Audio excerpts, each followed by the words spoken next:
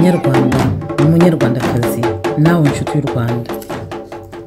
Tariki ya 14 z'Ukwakira ni itariki twizirizaho Ingabire Day. Ni umunsi washyizweho mu kuzirikana imfungwa zose za politike cyangwa zizira ibitekerezo mu Rwanda. Ni umunsi wo kwibutsa ko duharanira ko izo mfungwa zose zifungurwa kandi ko mu Rwanda habaho demokarasi. Ikibazo cy'imfungwa za politike cyangwa zizira ibitekerezo twese kiratureba. Uti ese nafashe iki? Hari byinshi wakora aho waba uri hose. Tariki ya 12, ya 13 n'iya 14 z'ukwezi k'Ukwakira 2018 ni wikendi yo kuzirikana izo nzirakarengane zose. Kuri wowe wemera Imana ishobora byose, ifatanye n'abandi mu gikorwa cy'amasengesho ya wikendi igenewe gusabira imfungwa zose za politike n'izizira ibitekerezo. Abayisilamu ni kuwa gatanu tariki ya 12, abadivantiste ni ku isabato tariki ya 13, abandi bakristo bose ni ku cyumweru tariki ya 14 z'Ukwakira. Ifungwa rya vice president w'ishyaka ryacu n'umunyamabanga mukuru wacu narafunze, hari n'abandi barwanashyaka bafunze, hari n'abandi bafunzwe nka Diane Rwigara, ba Mushayidi bakirimo. Abo bose nabo bari mu byo ngiye kugerageza gusaba ubutegetsi, kwereka ko gufungwa umuntu kubera impamvu za politike byangiza isura y'igihugu kandi nta nicyo bimari ubutegetsi, ahubwo butesha isura igihugu cyacu kandi tugomba ku gihugu gifite isura nziza. Umunsi wa Ingabire Day hari icyo nawe wakora aho waba uri hose.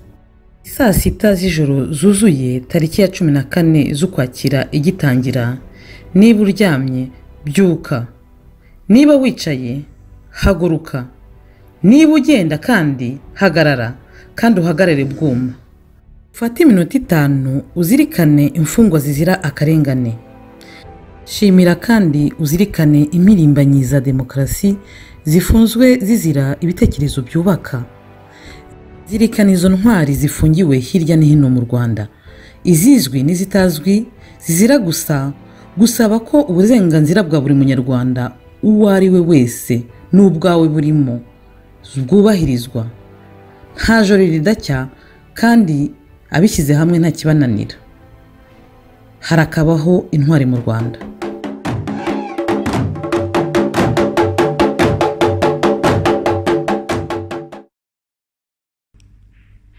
Madame Ingabire Umuhoza azaba hari ku munsi w'Ingabire Day. Ni kuri uyu wa gatandatu tariki ya 13 z'ukwezi kwa 10 muri mwaka wa 2018 i Dendel Monde mu gihugu cy'Ububirigi. Uyu ni umunsi wateguwe n'amashyirahamwe menshi, umunsi ngo wo kuzirikana ibikorwa bya Madame Ingabire Umuhoza Victoria no gushyigikira imfungwa zose za politiki n'iz'ibitekerezo zo mu gihugu cy'u Rwanda. Ko Madame Ingabire Umuhoza azaba hari, twabibajije ababyeyi bari mu bategura uyu munsi Ingabire Day. Icyo twabararikira ngo nuko kuri uwo munsi wo kuwa gatandatu tariki ya 13 z'ukwa 10 mwaka wa 2018 saa 6 z'ijoro ngo hateganijwe igikorwa hirya no hino ku isi no mu Rwanda, ngo igikorwa kizajegeza gereza zose ku buryo inzugi zizafunguka maze imfungwa zose zigasohoka mu mudendezo. Uwo munsi uzabera Dendel Monde mu gihugu cy'Ububirigi mu nzu bita Gridenhuis iri kuri Hotel Strat nimero 124. Twabibutsa ko ari ku butumire bw'amashyirahamwe Fondation Victoire Ingabire, Amahoro Iwacu, Grand African Redress Action Network, Jambo, Communauté Rwandaise de Lyon, AGDHD, Association pour la Justice, le droit et le développement dans la région des Grands Lacs, Friends of Victoire, ishyirahamwe ry'abategarugori iharanira amajyambere n'amahoro, amashami yayo yo mu Buholandi, muri Canada no mu Bubiligi. Abifuza ibisobanuro bihagije bagana ku rubuga nkoranyambaga rw'ayo mashyirahamwe cyangwa se mu kohereza ubutumwa kuri Ingabire Day ijambo rimwe @gmail.com.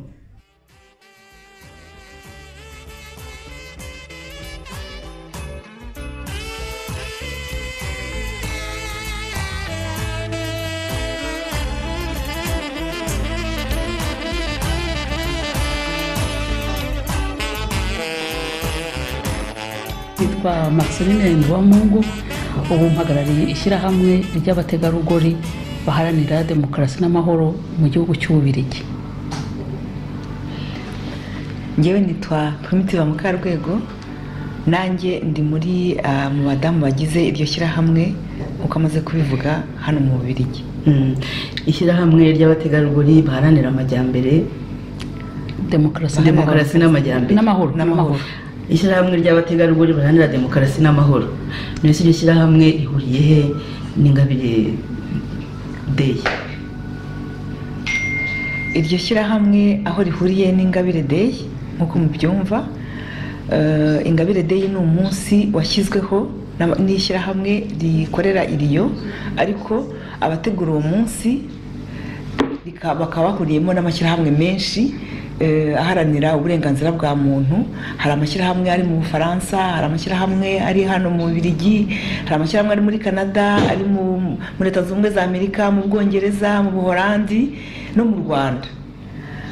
Kubera ko icyo gitekerezo abakigize cyo gushyiraho uwo munsi w'Ingabire Day bari mu Bufaransa, ariko amashyirahamwe yandi yaracyakiriye kuko bijyaho. Ingabire yaragifunzwe, ntabwo hashize iminsi myinshi afunguwe, yaragifunzwe. None abantu baravuga bati ni byiza yuko abantu batamwibagirwa, kubera yuko yaramaze imyaka 8 afunze, yashobora no kuzamara imyaka 13 nk'uko 15 nk'uko bari barayimukatiye, ariko abantu bavuga bati umuntu ashobora kujya hariya abantu bakamwibagirwa.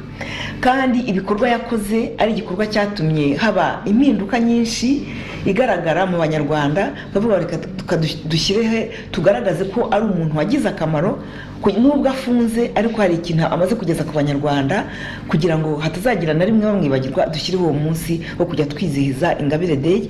Uwo munsi ukaba warashyizweho ku itariki, waragombaga kuba ku itariki 14 z'ukwezi kwa 10, umunsi bari bamukatiye imyaka 15 yagombaga kumara muri prison. Niho uwo munsi mwawutekereje? Niho uwo munsi wagombaga kuba? Niho umunsi wagombaga kuba, usibye ko akenshi hari nk'ubwo 14 iba ari nko kuwa mbere cyangwa kuwa kabiri.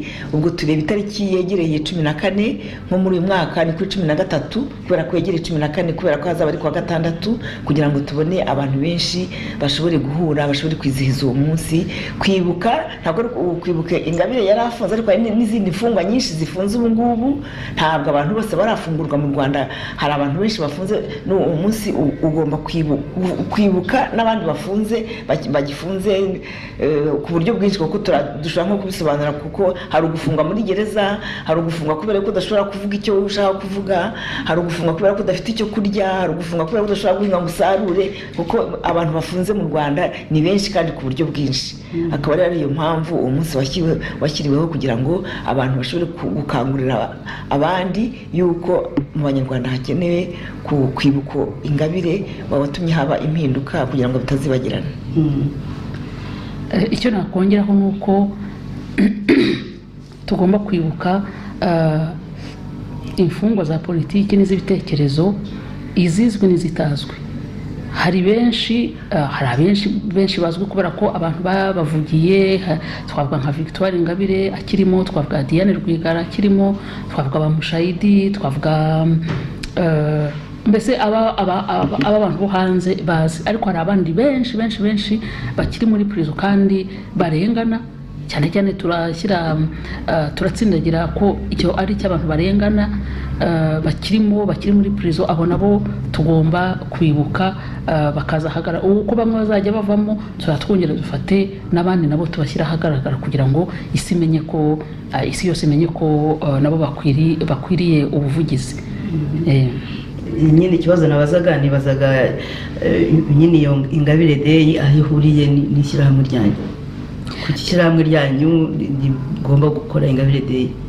Ishyirahamwe ryacu nk'uko mugenzi wanjye yari amaze kubivuga, twafatanije n'andi mashyirahamwe. Icyo gitekerezo cyaje umwaka hijihijweho imyaka 5 Victoire amaze muri prison. Iyo association ya Lyon iravuga iti ese iyi tariki tuba tuyibuka gute? Twashyizeho icyo kintu cyitwa Ingabire Day. Ni yitwa muki? La communauté rwandaise de Lyon. Niyo yazanye icyo gitekerezo kiremerwa. Noneho amashyirahamwe menshi agenda kijyamo, ubwo natwe nuko twakigiyemo. Ariko twebwe ubwacu kumwihariko twadusanzwe tunafite activité nyinshi, ibikorwa byinshi byo kurwanira ishyaka Ingabire, kubera ko yagiye ari umutegarugori nkatwe, ari we twavuga utinyutse, aragenda no tuvuga tuti nta kumutererana. Nubwo bwose atari we wenyine, dufite n'abandi benshi twarabavugiye, ubuvugizi bwagiye buba ku bantu batandukanye, abazunguzayi, bariya abadiyane bose, ariko Victoire kuko niwe usa n'uwababanjirije gutera iyo ntambwe, niwe mu bikorwa byacu dusanzwe dukora harimo no kumurwanira ishyaka. Niyo mpamvu twavuze tuti Ingabire Day natwe uwo munsi mukuru twafatanya n'abandi kuwizihiza. Icyo gihe mutekereza Ingabire yaragifunze none ubu ngubu baramufunguye, kuse uwo munsi uracyafite agaciro?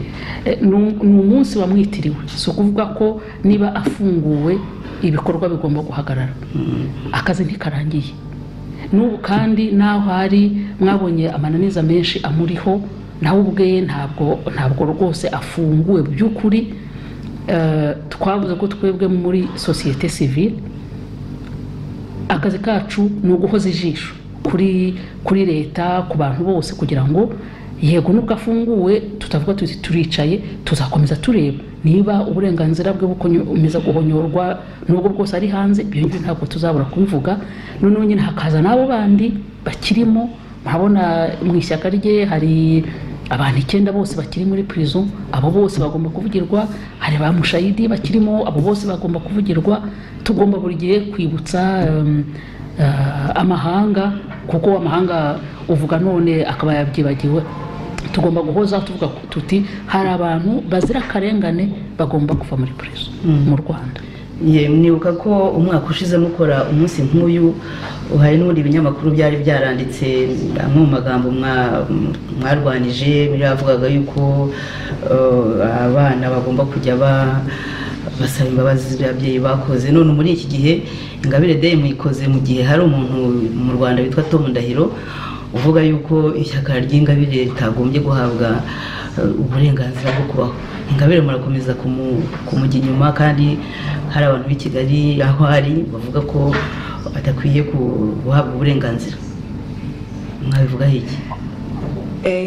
Icyo twavugaho nuko aho umuntu ari, igihe cyose umuntu afite ibitekerezo bitajyanye n'iby'abandi, ntabwo ashobora kubura abantu bamurwanya.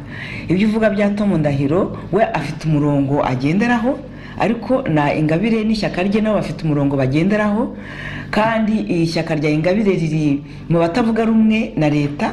Ntabwo rero bagomba kumvikana, ahubwo Tom Ndahiro ari umuntu ufite ibitekerezo byiza, yavuga ati bari abantu tumvikana, reka numve wenda ikintu bari kunenga, wenda mbe nakwikosora cyangwa ngira ikintu nahindura mu byo leta yanjye ikora. Nuko abantu nko mu bihugu byateye imbere muri demokarasi nk'inahangaha, ubona nk'amashyaka atavuga rumwe na leta ari yatuma haba impinduka mu bintu biriho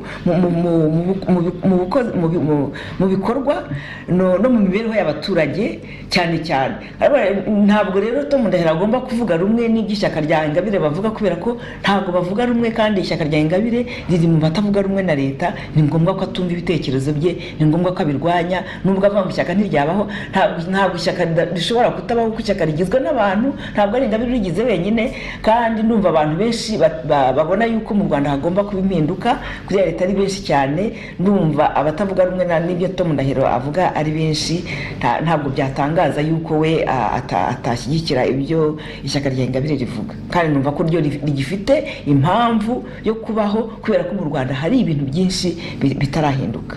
Kuko muri ababyeyi, muri n'abarezi, nk'iyo umuntu yanditse ati ishyaka rya Madamu Victoire Ingabire kuryemerera ni ugukomeza gukwirakwiza ingengabitekerezo ya jenoside. Ahubwo ngewe ibitekerezo bya Tom Ndahiro birantangaza kubona abisohora. Yarasohoye amagambo nk'ayo mu gihe Perezida Kagame yari amaze kuvugira mu nteko ishinga amategeko, avuga ko n'ibitekerezo by'abandi bagomba kubyumva, bakabiha agaciro, bakabyumva. Noneho akavuga ati ishyaka rya Ingabire ntirikanavugwa mu Rwanda, rikaruha ingengabitekerezo. Icyo kintu buri gihe nkunda kukivuga, kuko buri gihe yo abantu babaheza nguni iyo babuze ikintu bashobora kuvuga, bavuga bazana ingengabitekerezo. ibitekerezo byinshi bitandukanye bituma igihugu gitera imbere. Niba uzanye igitekerezo mu buhinzi abandi bakakubwira ati nyamara hariya ntabwo ari cyo, wagombye nacyo kucyumva ukareba none ukabaha impamvu wowe wumva bigomba kugenda kuriya. Bitakwemerwa n'abantu benshi ukabireka mugakora icyo abaturage bifuza. Ubwo rero nge ntangazwa cyane n'inyandiko asohora gutyo zikarishye cyane zo guhora buri gihe ikintu cyose bagishyira ku ngengabitekerezo. Ntabwo kugira igitekerezo gitandukanye ari ukwanga igihugu, ntabwo ari no gupfobya jenoside, ntabwo ari no kumuhakanya wa jenoside nk'uko bakunda kubivuga. Icyo ngewe byarantangaje cyane kubona asohora ikintu kimeze kuriya mu gihe perezida yari amaze kuvuga ati n'ibitekerezo by'abandi tugomba kubyumva. Wenda icyo nakongeraho ku gitekerezo cya mugenzi wanjye nuko urebye nk'inyandiko za Tom Ndahiro n'ibyo avuga ubona ari ibintu ahubwo bituma bisubiza inyuma abanyarwanda, bidashobora no gutuma habaho ubwiyunge busesuye hagati y'abanyarwanda. Kuko umuntu utarimo ushatse kuvuga ikintu kitajyanye n'ibyo Tom Ndahiro atekereza, baravuga ngo arahakana jenoside kandi ntabwo nk'uko yavugaga ntabwo ari guhakana jenoside. Kandi igihe batazareka ngo umuntu avuge icyo atekereza bamwumve nk'uko yavugaga, bumve ibitekerezo byawe, bumve wenda naho bitajyanye n'iby'abandi, ntabwo hashobora kuzabaho ubwiyunge hagati y'abahutu n'abatutsi mu Rwanda. Kandi nicyo abantu bakeneye. Ubu se mu ishyirahamwe ryanyu mufite ibyishimo bingana iki? Aho Ingabire wari hanze aravuga turamwumva twaramubonye, hari ibyishimo bimeze gute? Ibyishimo ngewe nagize ni uko byabaye nk'umusaruro w'imyaka 8 tumaze dukora ibyo bikorwa byo gukangurira abantu akarengane gahari. Ngewe nicyo cyanshimishije cyane, tuvuga tuti nibura ibyo twakoze byose iyi myaka yose bitanze umusaruro. Si ukuvuga ko sinshaka kuvuga ko ari ibikorwa byacu gusa, kuko hari n'abandi benshi barwaniye ko uriya mubyeyi yafungurwa. Ubwo twashimishijwe nuko izo mbaraga zaturutse ahantu hose, zaturutse ahantu henshi, zihurije hamwe none akaba yafungurwa. Ubu igisigaye ni ugukomeza kugira ngo asubirane n'uburenganzira bwe bwose. Niba perezida yaramubabariye agomba kumusubiza uburenganzira bwose, noneho n'abandi bose nabo bagafungurwa. Tuzakomeza turacyakora akazi ntikarangiye. Icyo nakongeraho nanjye ibyishimo byangezeho, nta muntu utakwishimira yuko Victoria Ingabire afungurwa n'imyaka 8 yari amaze. Ariko icyo nakongeraho ku byo mugenzi wanjye amaze kuvuga, ntabwo tugomba gusinzira ngo tuvuge ngo turishimye ni byiza, kuko urugendo ruracyari rurerure. Nk'uko Ingabire yabivuze, ndumva hari ikiganiro yagiranye n'umunyamakuru kuri Radio Inkingi avuga ati urugendo ruracyari rurerure, hari ibintu byinshi bigomba guhinduka.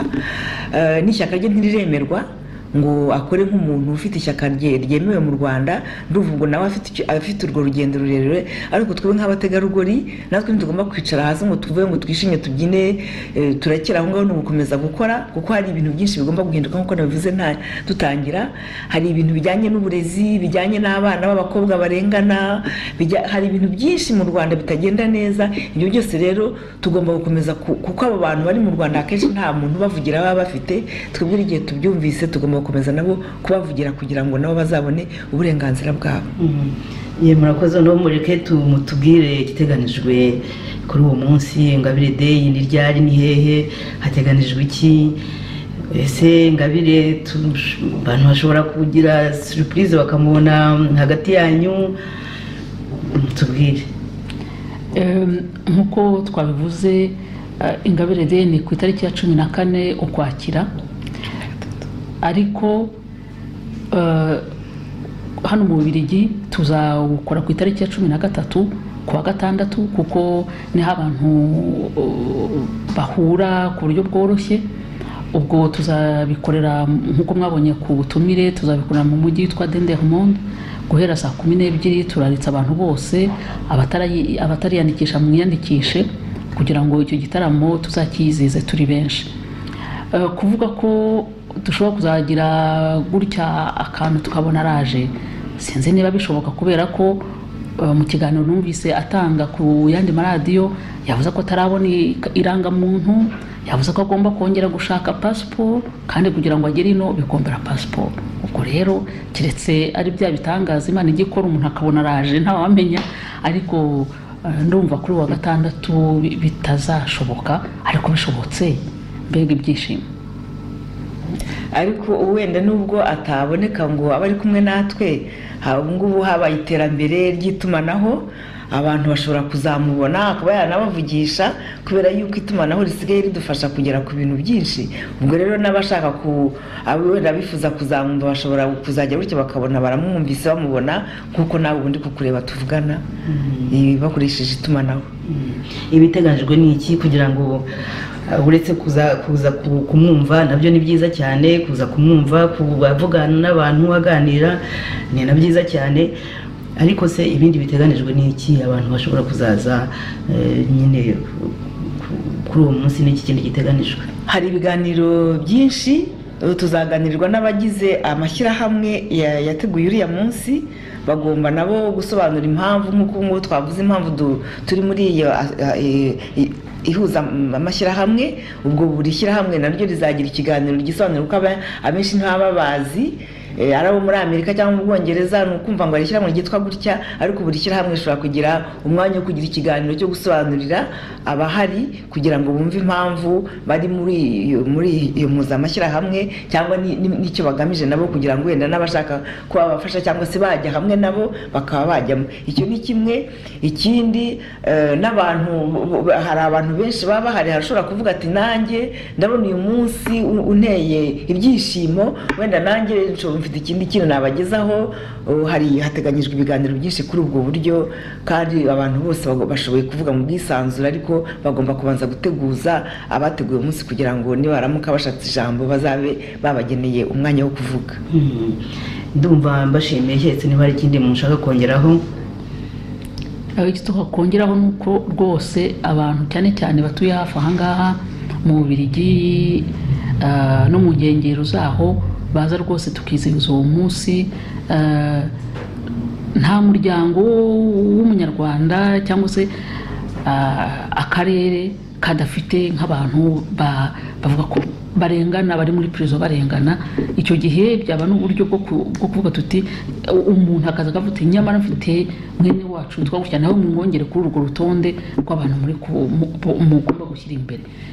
Igihe abantu bahuye bakaganira, ibyo byose niko bimenyekana. Nkuko nababwiye nyine tuzakomeza kuvugira abakirimo, abazajya bavamo tuzajya twishima, ariko dukomereze n'abandi bakiri muri prison. Ikindi tutavuze ni uko mu Rwanda naho bazakora uwo munsi, ariko bo kubera ko kuvuga bikiri ikibazo, bo bazabikora mu buryo bw'isengesho guhera kuwa gatanu no kuwa gatandatu no ku cyumweru. Kuwa gatanu kubera iki? Kuwa gatanu abisilamu niho basenga, uwashaka azasenga ku giti cye cyangwa se abazabitinyuka mu misigiti basaba akaja batera agasengesho ko kuzirikana abo bantu bose. Kuwa gatandatu abasenga n'abadventiste, naho ku cyumweru andi madini yose ya gikirisitu nayo azazirikana abo bantu, ariko ku buryo bw'umwihariko. Saa sita z'ijoro nizigera tariki ya 14 itangiye, buri muntu wese hazaba ari uzaba atararyama mu bihugu abantu baryama kare, icyo gihe azahaguruke cyangwa se haryamye avuga agasengesho azirikana abo bantu. Nibyo bikorwa turi guteganya. Narangiza kuri icyo gikorwa mbwira abantu bose ko ari ikintu gishobora kuzahuza abantu benshi. Saa sita z'ijoro umuntu ashobora kwigomwa niba aryamaga kare akakererwaho gatoya, cyangwa se agashyira akantu kaza kumukangura ku buryo saa sita z'ijoro ahaguruka akifatanya n'abandi, kuko numva yuko amajwi y'abantu benshi agiye hamwe yagira ingufu nyinshi ku buryo dushobora kunyeganyeza gereza zo mu Rwanda zikanyeganyega imiryango igafunguka.